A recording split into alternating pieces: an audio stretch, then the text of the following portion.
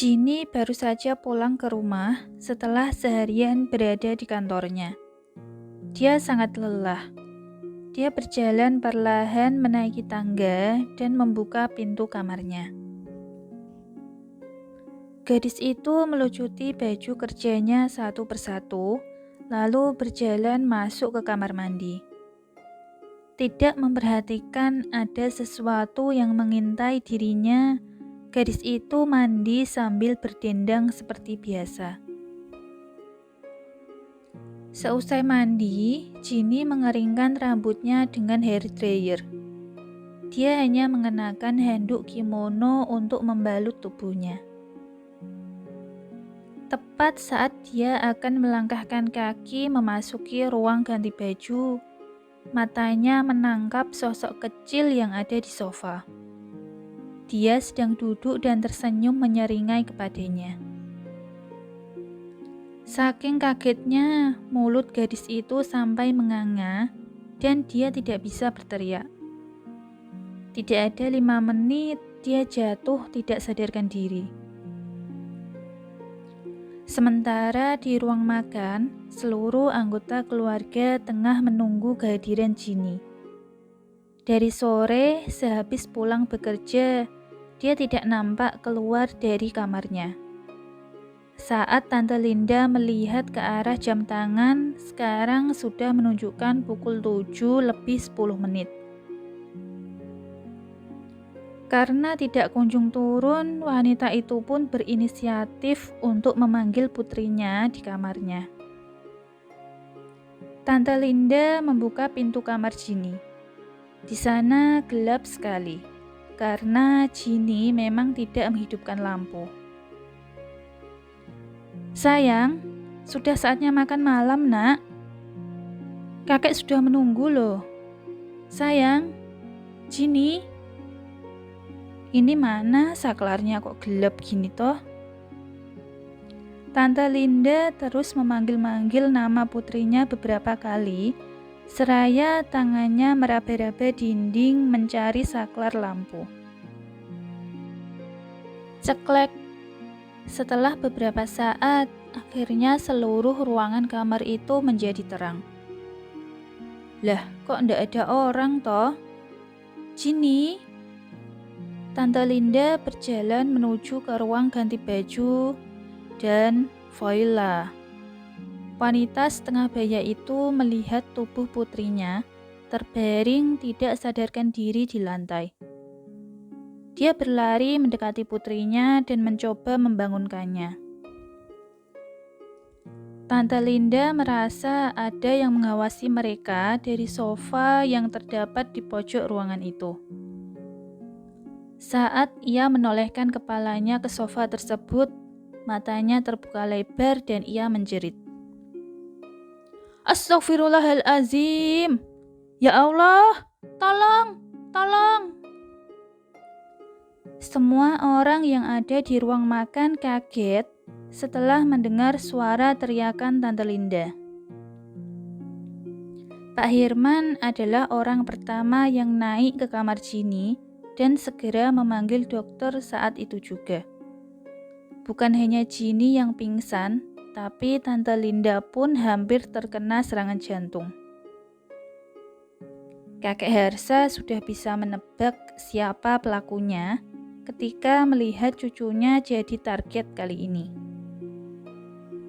Kakek sepuh tersebut sudah tidak memiliki energi untuk melampiaskan kemarahannya lagi. Beliau hanya menginstruksikan pada asistennya untuk membakar boneka petaka tersebut. Sementara semua pelayan di rumah itu saling mencurigai satu sama lain. Siapa yang berani menaruh boneka di kamar Ginny? Lantaran shock berat, Ginny mengalami demam tinggi selama beberapa hari. Tidak ada sepatah kata pun yang keluar dari mulutnya. Bahkan dia hanya berdiam diri di kamar, tidak ingin bertemu dengan siapapun. Tok, tok, tok. Ginny, ini aku. Bolehkah aku masuk? Andrea mengetuk pintu kamar Ginny. Gadis itu merasa bersalah pada sepupunya. Dia terus menyalahkan dirinya sendiri semenjak kejadian malam itu. "Masuklah," Ginny berkata lirih. "Hai." Andrea tidak kuasa melanjutkan kata-katanya. Sebenarnya dia ingin meminta maaf, tapi jika dia melakukannya, itu akan menggagalkan misinya. Andrea juga ingin menanyakan kabar gadis itu, tapi sepertinya dia sedang mendiamkannya. Feelingnya mengatakan Ginny memang sudah tahu kalau dia adalah pelakunya, orang yang sudah mengerjainya. "Duduklah." Ginny menepuk kasur di pinggir tempat tidurnya, mengisyaratkan pada Andrea untuk duduk di sana. Andrea berjalan ke arahnya dan duduk di pinggir tempat tidur, sembari melihat wajah Ginny yang pucat pasi. "Kenapa kamu melakukannya?" Gadis itu langsung to the point bertanya pada Andrea. Andrea kaget mendengar pertanyaan itu. Dia membuka mulutnya akan menjawab, tapi Ginny melanjutkan perkataannya kembali. "Aku tahu kamu dan Haris hanya berpura-pura selama ini. Tapi, mengapa kamu menyakiti kami? Aku juga tahu sebenarnya kamu tidak jahat. Ini semua hanya demi perempuan itu, kan?" Andrea menutup mulutnya dengan telapak tangannya. Dia tidak menyangka Ginny akan mengatakan hal itu. "Jujur saja padaku, apa kamu mencintainya?" Ginny bertanya kembali. "Aku tidak tahu." Andrea menatap wajah sepupunya dengan wajah bimbangnya. "Maksudmu?" "Dia kan sudah punya pacar.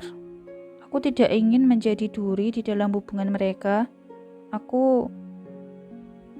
Belum selesai Andrea bicara, Ginny memotong kata-katanya. "Aku kan tidak tanya tentang pacarnya. Aku hanya bertanya padamu, sebagai seorang wanita, kamu mencintainya atau tidak?" Suara Ginny tegas kali ini. "Iya, aku mencintainya." "Lalu mengapa kamu tidak membuatnya jatuh cinta padamu saja?" "Tidak, dia kan sudah punya pacar. Apalagi mereka sudah bersama dari zaman bahula. Nanti apa kata orang-orang kepadaku? Pelakor." Mimik wajah Andrea semakin gelap ketika ia mengingat kembali kata pelakor. Ginny hanya tersenyum simpul dan menggeleng-gelengkan kepalanya. "Dan juga mereka loh sekarang ada di Inggris berdua. Haris menjadikan perempuan itu sebagai asisten pribadinya." Sejak kapan? Mengapa aku tidak mengetahui hal ini?" "Tapi tenanglah, selama kakekku tidak merestui mereka, mereka mau apa? Iya kan?" Ginny mengedip-ngedipkan matanya dan menepuk bahu Andrea. "Ginny, maaf ya. Aku sudah ngeprank kamu kemarin." Enaknya gimana ya?" Gadis itu kemudian menganggukkan kepalanya. Hari yang dinanti-nanti oleh semua orang akhirnya tiba. Pesta akan dimulai pukul 6 malam.